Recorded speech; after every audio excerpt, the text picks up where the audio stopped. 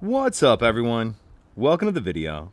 Today we're going to take a look at how to use the remote start feature on the key fob for a 2026 Hyundai Tucson.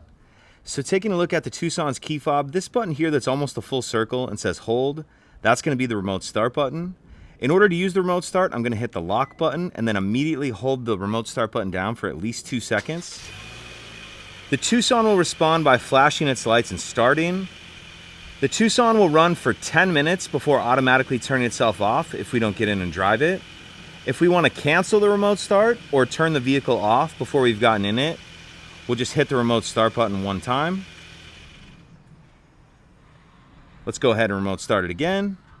Lock button, remote start button. And then once you get in the vehicle, you'll be able to drive as you normally would. If you have any questions, please let me know. If you could take a second to like and subscribe, it helps us out, and I'd appreciate it. Thank you.